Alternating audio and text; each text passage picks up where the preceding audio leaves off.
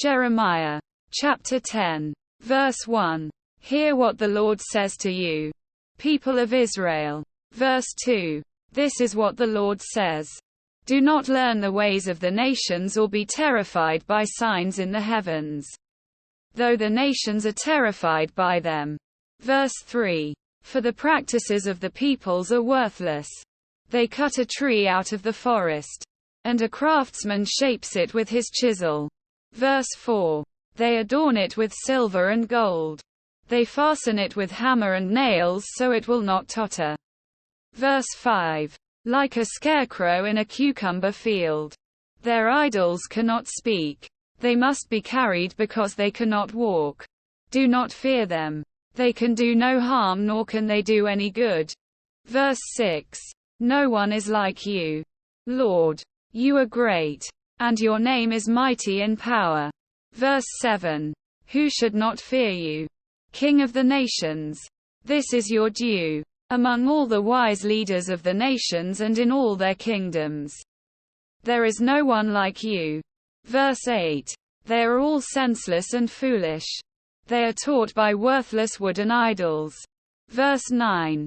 Hammered silver is brought from Tarshish and gold from Uphaz.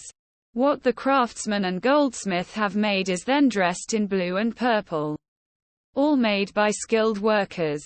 Verse 10. But the Lord is the true God.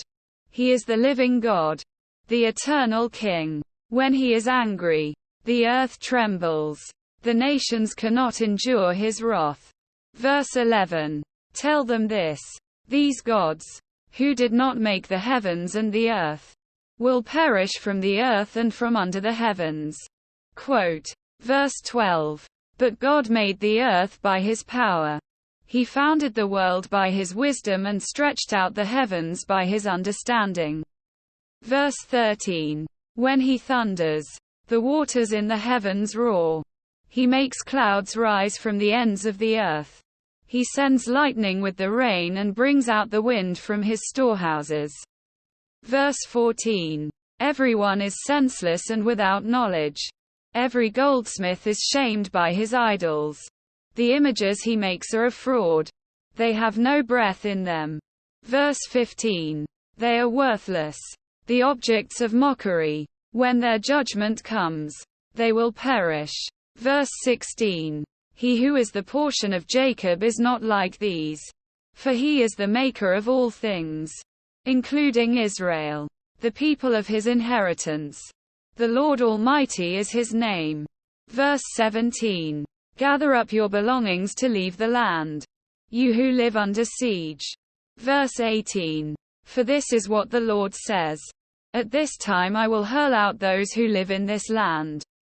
I will bring distress on them so that they may be captured. Verse 19. Woe to me because of my injury. My wound is incurable. Yet I said to myself, this is my sickness, and I must endure it. Verse 20. My tent is destroyed. All its ropes are snapped. My children are gone from me and are no more. No one is left now to pitch my tent or to set up my shelter. Verse 21. The shepherds are senseless and do not inquire of the Lord, so they do not prosper and all their flock is scattered. Verse 22. Listen. The report is coming. A great commotion from the land of the north. It will make the towns of Judah desolate, a haunt of jackals. Verse 23. Lord, I know that people's lives are not their own. It is not for them to direct their steps. Verse 24. Discipline me, Lord, but only in due measure, not in your anger, or you will reduce me to nothing. Verse 25. Pour out your wrath on the nations that do not acknowledge you, on the peoples who do not call on your name. For they have devoured Jacob. They have devoured him completely and destroyed his homeland.